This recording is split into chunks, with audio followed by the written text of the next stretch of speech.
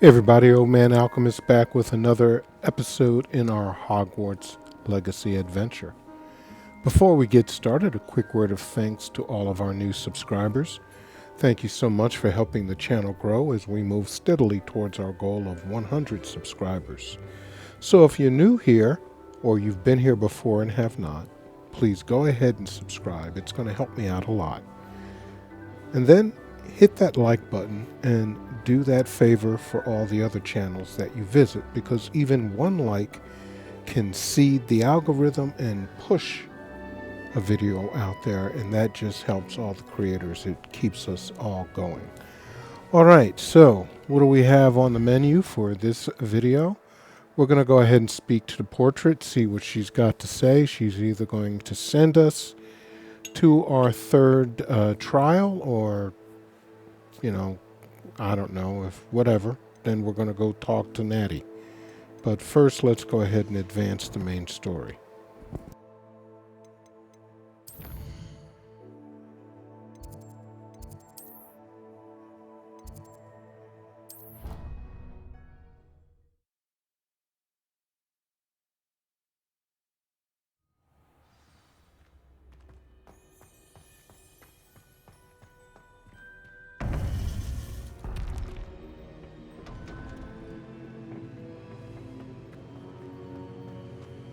Welcome back.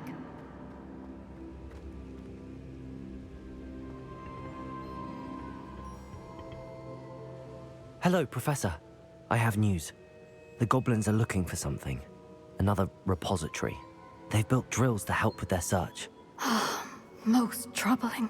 Are these repositories like the broken container I found at Rookwood Castle? They are. I fear we have no time to lose. Have a look at the map. Fortunately, the next trial is fairly nearby. It's Hogwarts. As you know, I was headmistress in my time. My portrait hangs in the headmaster's office. In fact, I witnessed Professor Black learn of your arrival. And I'll confess that I wondered about you. Wait, is the next trial in the headmaster's office? It is. I had hoped that when the time came, the occupant of that office would be of help to us. Unfortunately, this headmaster seems wildly unconcerned with anything but himself.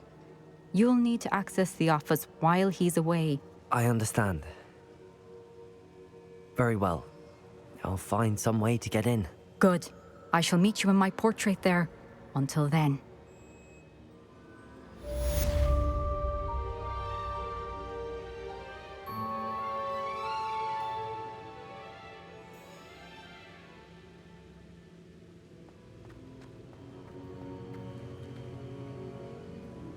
How will I gain access to the headmaster's office? Perhaps Professor Fig will know what to do. Alright, first we're going to go speak to Natty.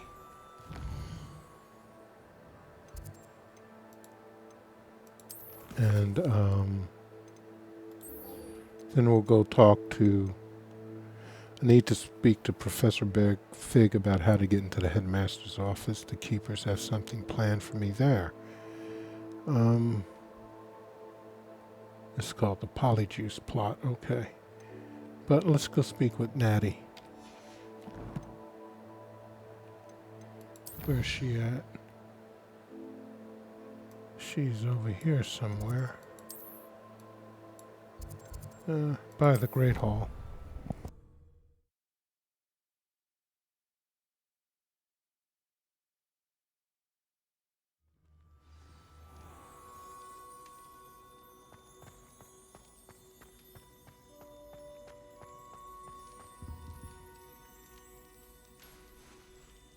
I have been meaning to speak with you. I still can't believe we escaped the Ashwinders. You may not realize it, but you are the talk of the school since you saved me that day. I wonder how everyone knows about it. I told my mother in the hope that she would be more forgiving of what I have been up to if it came from me. She likely told other professors, and news travels quickly. Unfortunately, she might, in fact, have been even less forgiving than I'd hoped. If she knew more about what you've done, I suspect she'd be proud. If she knew any more about what I've done, she would never let me out of her sight again. I'm sorry. Has Officer Singer done anything with the evidence we provided? She has not. Harlow is as strong as ever. Someone needs to stop him, whether it is us or Officer Singer. If someone had stopped the monsters like him in Matabeleland, my father would be alive today. What exactly happened to your father? It was a beautiful day. My mother had gone to tend to a neighbor who was ill, and so my father and I were galloping in the savannah. Galloping? Your father was also an animagus, I take it? He could become the most majestic giraffe, and he would carry me on his back, my arms around his neck. We were on our way home when we surprised a group of bandits who had come from our village. One of them saw me just as he removed a scarf from his face. He shouted and then aimed his rifle. He didn't want you to identify him. Exactly. In an instant, my father bowed his neck to protect me and was hit. As he fell, my father changed back into his human form. When the bandits saw this, they turned and ran in fear. Magic terrified them, and then he was gone. And it was all my fault. Your fault? How so? He died protecting me. If I had been capable of protecting myself, he would still be alive today. My mother and I tried to go on without him, but it became too much for us there. A few years later, we left to come to Scotland.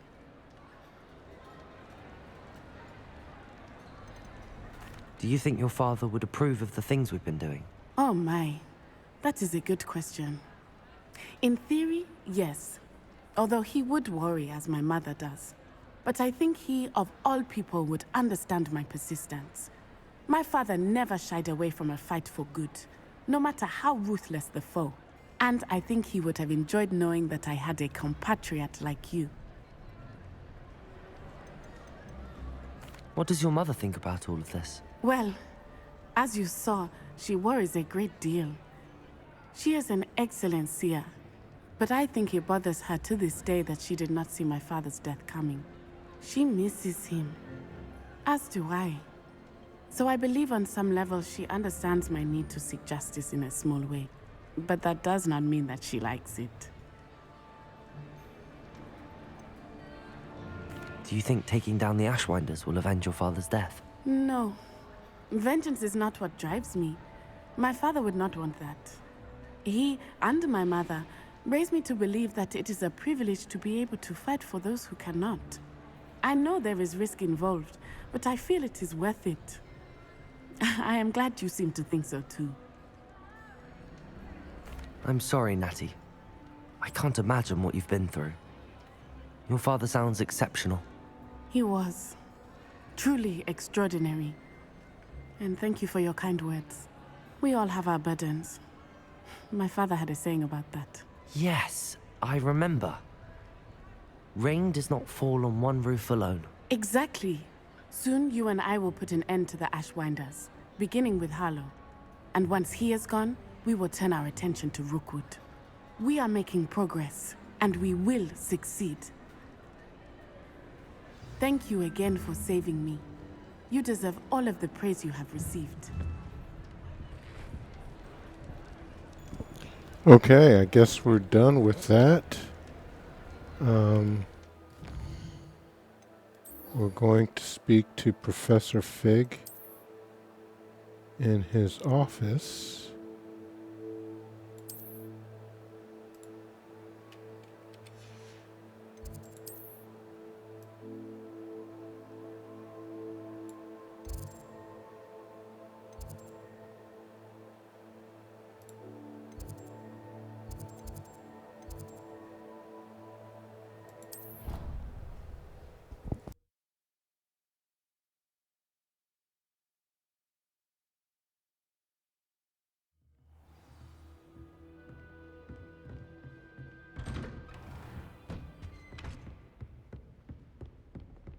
Revelio.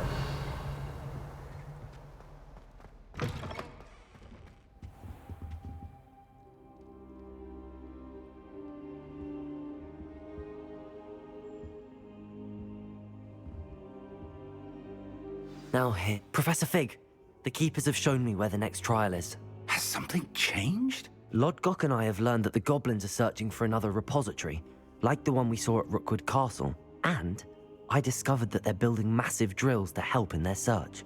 Professor Fitzgerald seemed very concerned. I see. Ranrock clearly knows even more than we suspected. And sir, there's something else. Lodgok knew Miriam. He knew Miriam? They encountered each other at Rookwood Castle. She was doing research. That's where she found the container with the portkey. He liked her so much that he let her leave with it, despite orders from Ranrock. I don't know what to say. She could win over almost anyone. I want to hear more of this. And, in fact, I'd like to speak with Lodgok directly. But we've no time now. Where is the next trial? Believe it or not, it's in the headmaster's office. Incredible. Very well. You'll need the password to get past the stone gargoyle. The headmaster's house elf will know it. I don't know the headmaster's house elf. Will he even speak to me? I imagine he's loyal to the headmaster. He is. So you'll need a disguise. I have just the thing. A polyjuice potion. You'll look and sound like Professor Black. Wait, doesn't Polyjuice Potion require a bit of the person you want to change into? And take ages to brew? It does? So how do you already have Polyjuice Potion to change into Professor Black? One never knows when such a thing may come in handy. Let's just say I felt the need to be prepared for anything after my fruitless trip to the Ministry on his behalf. Now, time is of the essence. Drink up and I shall explain more.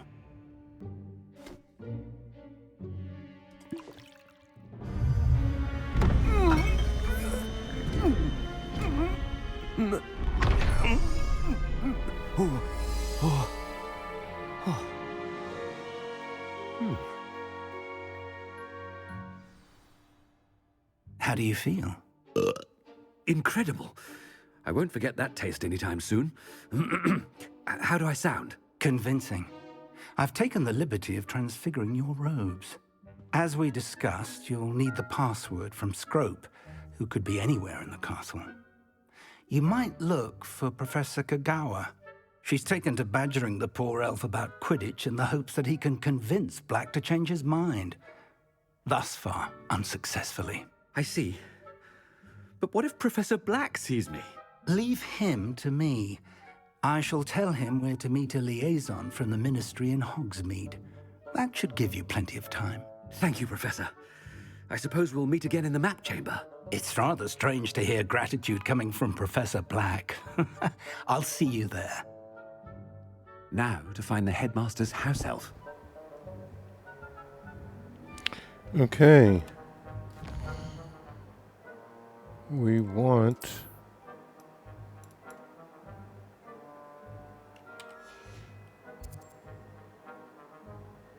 Madame Kagawa.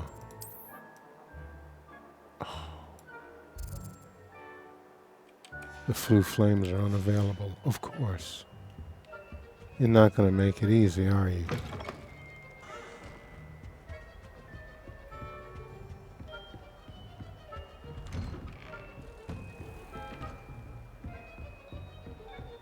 Professor, a moment of your time, please. Professor, I was hoping to catch you.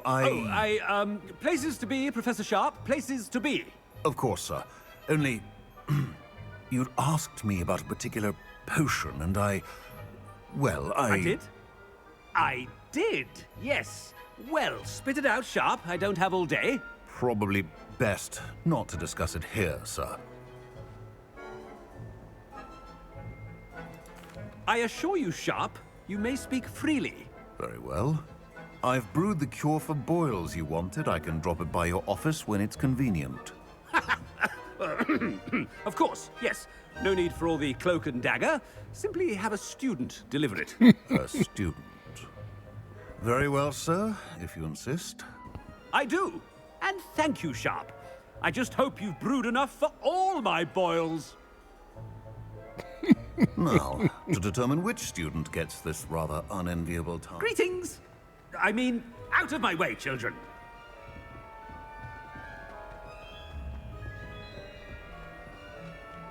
Chewing with your mouth open? Where are your manners? thought I heard the headmaster approaching.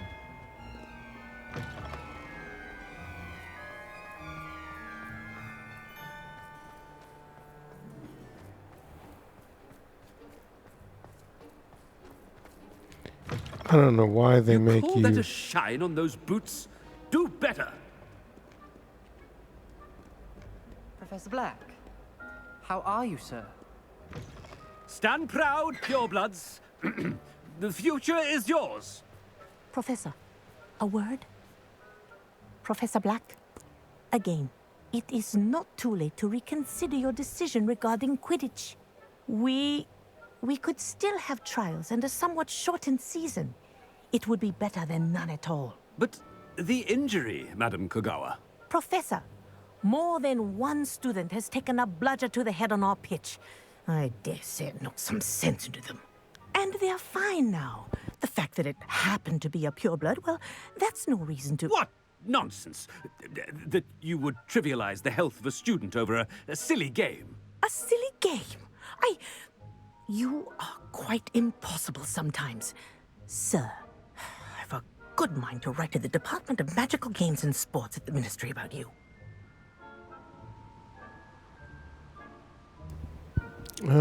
Why are we antagonizing her and we need to speak to her? I should think you'd have better things to do with your time. Now, where's my elf? Good day, Professor.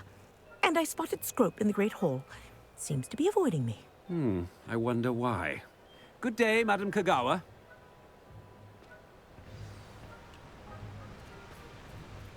What did we do to deserve him as a headmaster?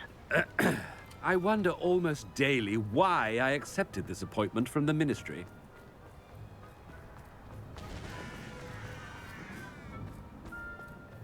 I'm the boy headmaster, and he's coming this way.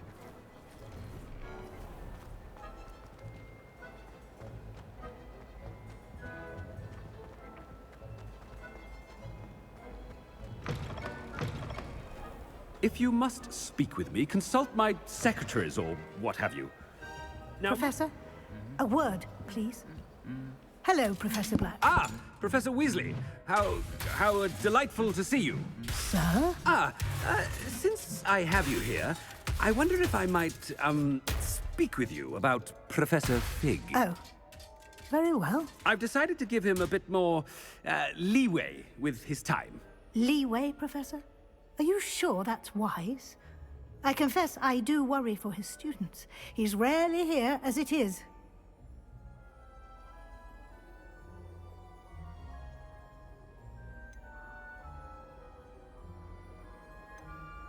Ah, well, yes.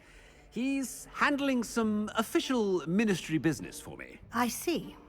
But, sir, if I may, I am wary of how much time the new fifth year seems to be spending away from the castle, supposedly on Professor Fig's behalf. I've heard unsettling rumors of their escapades. Everything from sneaking into the Forbidden Forest to confronting Ranrock's loyalists and Rookwood's lot. What? Goodness. You cannot believe everything you hear, Professor. No, you cannot. I mean, I shall keep an eye on Fig. You simply keep doing the wonderful job that you're doing. Simply wonderful. Thank you. But I'm happy to look into... Good. That'll be all, Weasley. I mean, Professor Weasley. Good day. A wonderful job. Leeway for Professor Fig. I shall never understand that man. That ought to give Professor Fig some breathing room. Professor Black is happy with Scrope's performance as his house elf. There's no doubt in Scrope's mind. Scrope! Oh, greetings, Master. Remind me of the password to my office. Oh, but Master made Scrope swear never to tell anyone, even Master himself. How dare you question me? I've a mind to give you a matching set of ears. Yes, sir. Of course, sir. Scrope begs forgiveness. It is the Black family motto, Master. Right. Of course. Master does remember it.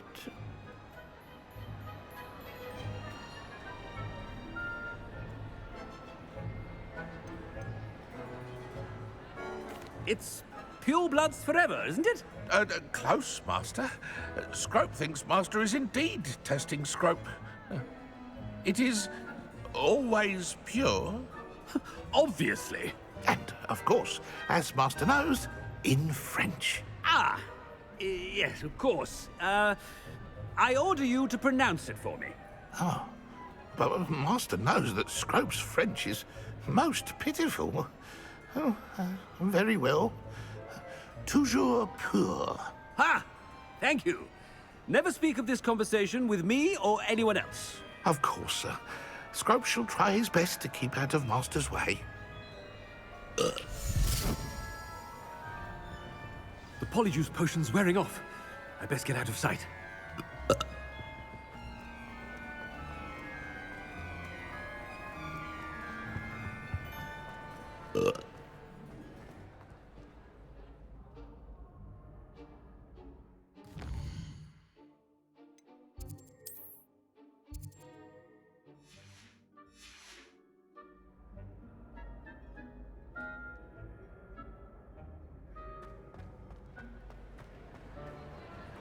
Made it just in time. It's wearing off.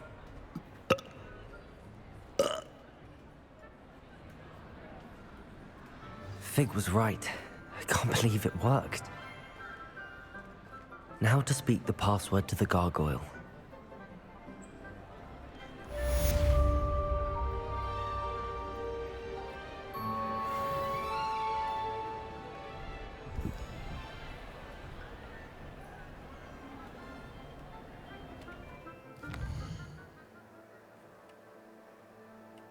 Okay, we don't have the quest yet. I don't know why. But we're going to go back to the room of requirement. And I guess wait there for it. Actually, we're going to... Potions you've brewed. Okay, now we just got it. So we're going to end this here. Because... we're getting ready to start the trial, and that's going to be its own separate video. So I hope you guys have been enjoying our playthrough of Hogwarts Legacy. This is Old Man Alchemist saying stay cool and peace.